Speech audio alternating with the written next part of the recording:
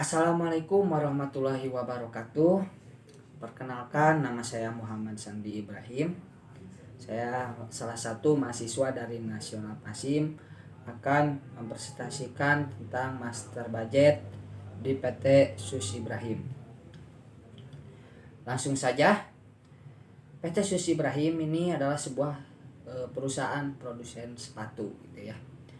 Jadi produk dari perusahaan PT Sus Ibrahim ini adalah sepatu running, sepatu sneaker, dan sepatu futsal. Oke, langsung saja kita ke pembuatan anggaran di perusahaan PT Sus tahun 2021. PT Sus Ibrahim gitu ya. Langsung saja, di sini ada neraca per 1 Januari tahun 2021. Ya, nah di sini bisa dilihat juga gitu oleh teman-teman. Ada kasnya ini itu 1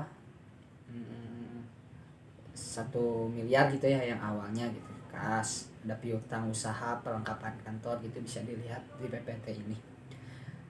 Nah, jadi si total aktiva sama total pasifa itu harus sama, harus balance gitu ya.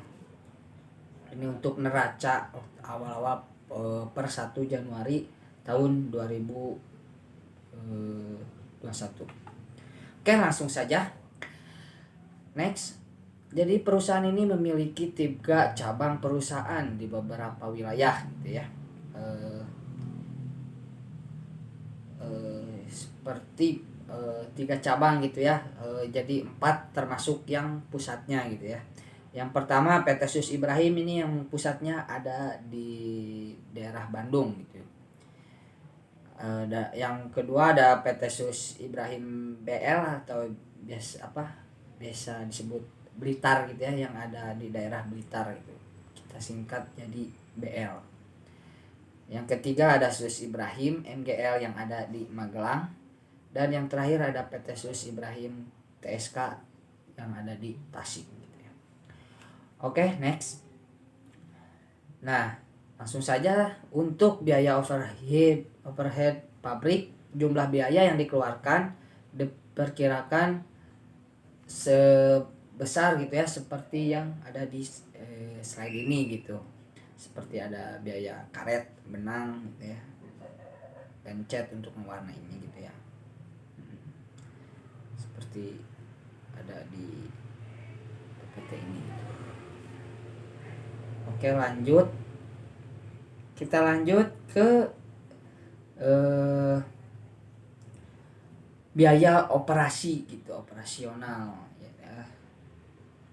Di sini ada biaya operasional. Nah, seperti di PPT ini gitu, ada gaji karyawan, gaji dan komisi salesman dan sebagainya lah, bisa dilihat oleh teman-teman sendiri. Oke, selanjutnya kita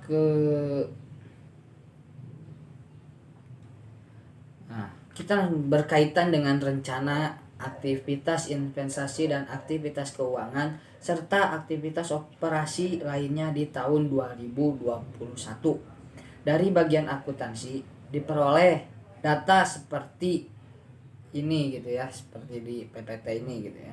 Ada penerimaan piutang usaha gitu ya, pembayaran hutang usaha, pembayaran hutang bank, penerimaan kredit bank, penerbitan obligasi, pembelian mesin ya yang seharga 200 juta ya, pembangunan pabrik ya itu seharga 300 juta, terus penjualan kendaraan, pembelian kendaraan yang sebesar 250 juta gitu. Sedangkan saldo kas pada awal tahun 2021 diperkirakan berjumlah sebesar 1 miliar. Oke. Nah, selanjutnya jadi berdasarkan data yang barusan gitu, kita susun anggaran komprehensif akan jadi terlihat seperti ini gitu ya. Berikut ini nih. Seperti ada PPT ini. Anggaran penjualan per wilayah pemasaran. Nah, di sini ada jenis produk gitu, SR ya SR sepatu running gitu ya. Ada juga SS sepatu sneaker dan SF sepatu futsal gitu ya. Nah, untuk volume penjualan per wilayah ada di slide ini gitu ya. Nah, jadi total dari penjualan per wilayah pemasaran ini sebesar 13.400.000.000 gitu ya. Ya, oke, next. Selanjutnya ada di sini ada anggaran penjualan perwira-niaga gitu ya. Jadi ada di Wiraniaga di cabang gitu ya, PT Sus Ibrahim yang pusat ini ya. Volume penjualan gitu ya, per jenisnya tuh seperti sepatu running gitu diperkirakan di 6.000 gitu ya. Yang di PT Pusat sekitar 6.000, sedangkan untuk sepatu sneakersnya di 4.800 dan sepatu futsal itu di sekitar 3.600. Jadi lumayan cukup besar gitu ya di pusat ini di Bandung. Nah, dikarenakan Bandung ini kota yang seperti ibu kotanya kedua gitu ya, ramai sekali gitu di sini warga-warganya. Jadi lumayan juga gitu untuk penjualan gitu ya. Nah, di sini seperti PPT ini juga ada PT Sus yang di Blitar, di Magelang dan Tasik gitu ya, seperti ini. Jadi untuk total gitu volume penjualan per jenisnya sepatu running itu sebesar 20.000, sedangkan untuk sepatu sneaker 16.000 dan untuk sepatu futsal itu di 12.000. Oke, next. Selanjutnya di sini ada anggaran produksi gitu ya. Anggaran produksi dari sepatu running gitu ya. Volume penjualannya itu 2.000, sedangkan kita menyediakan persediaan awal gitu ya di bulan Januari, tanggal 1 Januari tahun 2021 itu ada di 4.800 ya, 4.800 gitu ya. Nah, jadi volume produksinya itu jadi 20.000 kita kurang volume berhubung volume penjualannya gitu ya. Jadi 20.000 dikurangi 4.800 di yang persediaan awal. Nah, ditambah persediaan akhir.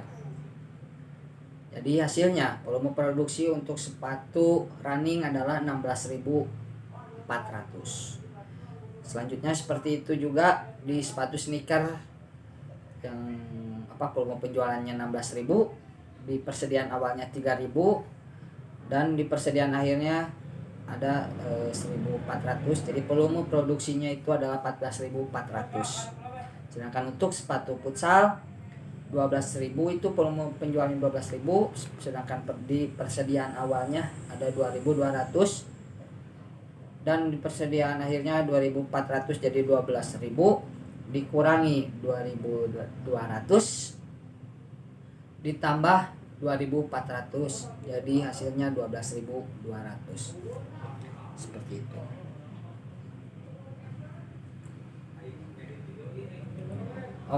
Oke, next.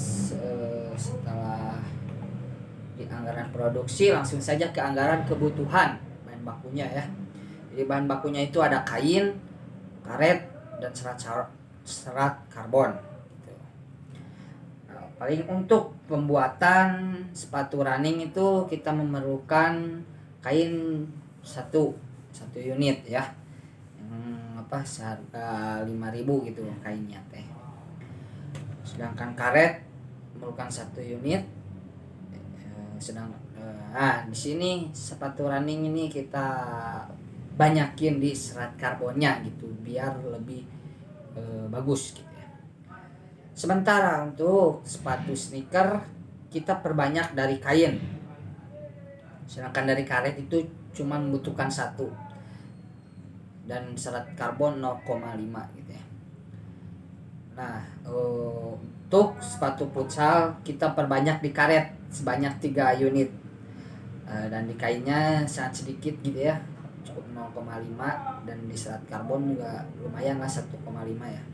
Ya, sedangkan di serat karbon ini satunya 6.000 gitu ya. Oke, next, selanjutnya kita ke anggaran pembelian bahan baku. Jadi kebutuhan produksi untuk kain itu ada di 2.500, sedangkan untuk karet ada 15.000 dan serat karbon 30.000. Seperti di PPT inilah, bisa dilihat sendiri. Jadi bisa dilihat sendiri ya, untuk mempersingkat waktu juga gitu. Ada jadi total dari anggaran pembelian bahan baku yaitu sebesar 13.500.000. Oke, next, selanjutnya kita ke anggaran biaya tenaga kerja. Nah, jadi di sini biaya tenaga kerja untuk sepatu running ini gitu, pembuatannya tuh memerlukan waktu 3 jam gitu ya per unitnya tuh gitu.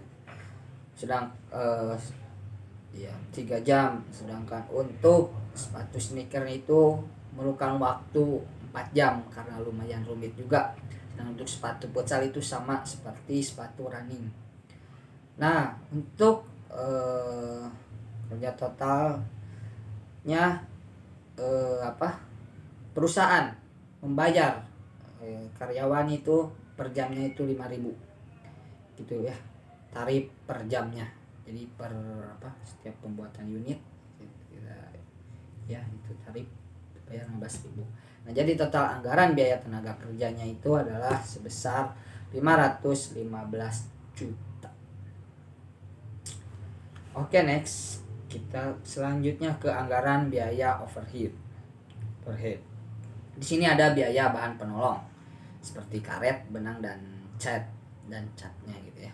Karet kan tadi ada bahan baku yang khusus karet. Ini ada lagi bahan karet khusus untuk mempererat bawahannya sepatu itu. Nah, bisa dilihat juga di PPT ini teman-teman. Nah, di sini juga ada biaya tenaga kerja gitu ya, biaya mandor dan satpam sebesar 20 juta. Terus ada lagi biaya pabrikasi lainnya gitu ya, seperti listrik, telepon, air pump, biaya depresiasi mesin, dan bangunan pabrik juga gitu. Oke, next, selanjutnya kita ke anggaran biaya operasional. Di sini ada gaji karyawan kantor pemasaran sebesar 15 juta gitu ya, bisa dilihat sendiri gitu ya, teman-teman, untuk mempersingkat waktunya. Jadi langsung saja kita ke di sini. Jadi ada biaya pemasaran total gitu ya. Biaya pemasaran itu sebesar 91 juta. Sedangkan untuk biaya administrasi dan umumnya itu sebesar 132 juta. Jadi untuk anggaran biaya operasional itu sebesar 223 juta. Oke, next, kita langsung ke penjualan gitu ya. Seperti di sini kita cari laba usaha yang dianggarkan gitu ya. Seperti ini awalnya gitu, persediaan bahan seperti ada yang di atas tadi gitu ya. Pembelian bahan siap dipergunakan, persediaan bahan gitu. Sedangkan untuk persediaan nih BJ untuk akhir tahun itu yang cukup rumit di sini sebenarnya. Jadi kita memerlukan setiap itu tuh ya, perhitungkan. Nah, jadi laba usaha yang dianggarkan itu sebesar 12.409 6.570.000 itu untuk laba usaha dianggarkannya itu ya. Dari yang awalnya kita ngejual itu sebesar 13.400.000.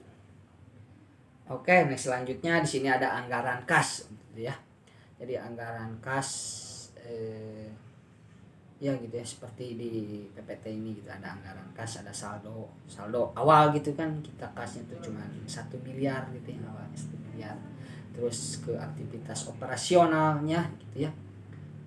Nah, oke, selanjutnya di sini juga kelanjutan yang slide barusan ini anggaran kas gitu ya. Seperti ada aktivitas investasi, aktivitas pendanaan ya, seperti kredit bank, obligasi gitu ya, seperti PPT ini. Nah, jadi jumlah penerimaan ini sebesar 11.449.000.000. Sedangkan untuk pengeluarannya itu sebesar 1.804.100.000 rupiah. Jadi saldo kas pada tahun saldo kas pada 31 Desember 2021 itu sebesar 9.644.900.000 rupiah. Oke, selanjutnya terakhir ini ada proyeksi neraca gitu ya di per 31 Desember 2021. Nah, jadi intinya di sini tuh total aktiva dan total pasiva itu harus balance, itu harus benar ya. Kita tinggal masukin data yang di atas seperti kas gitu ya.